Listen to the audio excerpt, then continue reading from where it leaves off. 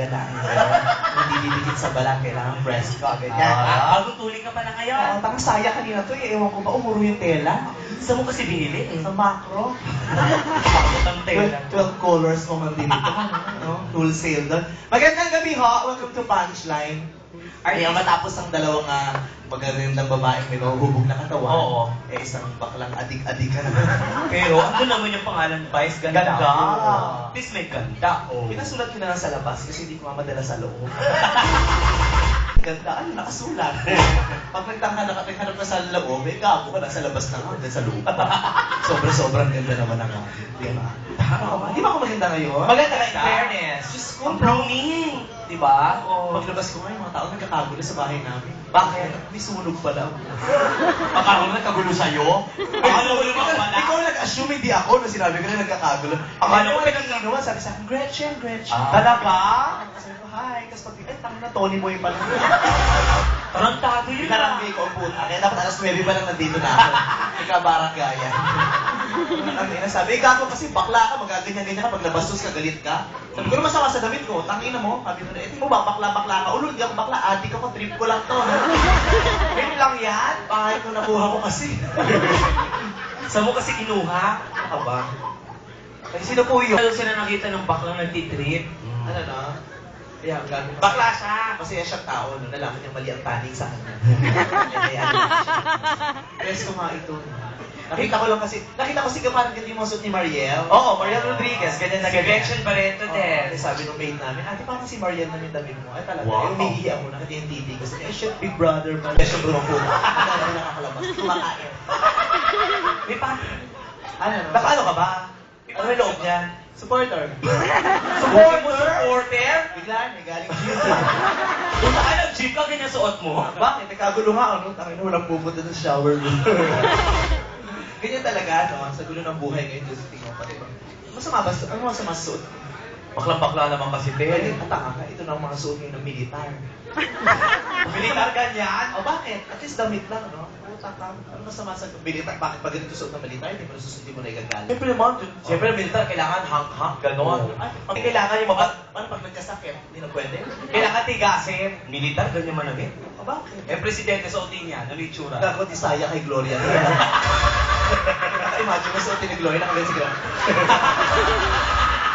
Hoy! Puta, bakit Ay, si Mami Tontuba. Hindi ako nagbigay ng idea doon sa presidente kayo, ha? Pero sabi ko lang, paano pag sinunod? Eh, syempre ako ang haba ng bias ko, Oo. kaya yung mini-skirt sa akin. Pag sinunod ni Gloria, putang ina, matatapakan niya pa yung dulo. Paano? Pakilapit. Pakilapit. Gawang kamukha mo! Putang ina, Diyos ko. Siguro. Nakinulang isipin ng presidente, ganyan managin, tapos ganyan mag-makeup. O bakit? At least gumanda, no?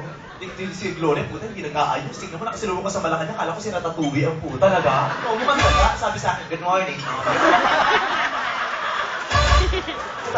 May presidente! Natakot ako, wala kasi Ratatouille. Hiningan ko ng menu na puti tampo pa ang puta. Oo. Tingnan mo, kaya ako talaga bilib ako kay Gloria sa sobrang dami ng inaasikaso niya. Inuuna niya talaga ang taong bayan. Totoo, Kaysa sa pabubunutan ng kanyang milk tea. Milk tea pa ba yun? 60 plus na puta, may milk tea pa. Hirap na hirap. Kaya si Gloria hindi pwedeng magulat. Bakit? Nagdudugo ang labi. Nakikagat niya. Paano? Eh, paano pag Pag may kudita nga si Gloria, hindi mo alam kung saan nagpupunta. natatarant ka? Takbo na takbo sa Malacanang. Tapos narinig namin, narinig namin, aray! Bakit? Tingin namin may trap pala ang puta. Nakala talaga na, sino naglagay? Ano kaya itsura niya nung pag-dumi-dumi, ano? Sino naglagay? Hoy! Wala ka, presidente yan. Dapat mataas ang tingin mo. Paano tataas tingin ko sa kanya? 4'9" siya, 5'11" ako. Nagiging pa ako. Kamusta ka na, madam? Bakit? Okay lang, okay lang. Sino bang Gloria? Bias nga. Diaz ba ganyan? Siyempre kinakabahan din naman ako. Wala kasi sinabi ang apelido, okay, mga tarantado. Bahala ka pag may nagkabang sa'yo sa labas. Okay lang, no? Malam mo, ikot-ikotin ako sa scene 3, no? Tapos bukas makalaban, nasa scene 5 na ako. Tapos dadali na ako sa Lasal. Bakit? Losada. Bakit? June Losada. Ike kasi. Barkada ko ng Master Showman. Kung gano'n na siya magulat, paano pag umiinig? Nag-iiba si Gloria. Paano yun? Lalo na pag yung taga niya hindi nakakain, tapos yung dumi niya buong buo. Paano? Tibi. Paano yung buong buo? Tibi.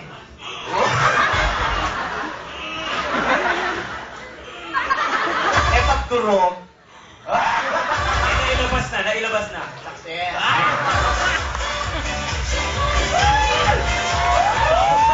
Tapos, umiinis siya, tapos may kumakatok si Mike pala. Mamaya na, Mike. Susunod na ulo, mamaya na, Mike. Kung kawawa ngayon mag-asawa ngayon, sa sobrang dami na ng mga kontrobersya kinakaharap ng mag-asawa ngayon, hindi na normal ang buhay ng dalawa. Oo naman. Magsisex pa kaya sila? Putang, Siyempre sa naman. dami naman ang problema ko, ayoko nang idagdag pa kung nakikipagtalik si Gloria. No? Ano kayo tsura niya? Oo, imagine mo si Gloria nakikipag-sex yung tangin ng sagwa. Paano? Aray, Mike. Aray, Mike. Mike, ibang butas niya, Mike. Mo talagang si Mike may katigasan ng ulo. Sabi ni Mike, Gloria, sige po, parang virgin ka ngayon. Talagang masikip niya ang dahil dyan ko tinago si Neri.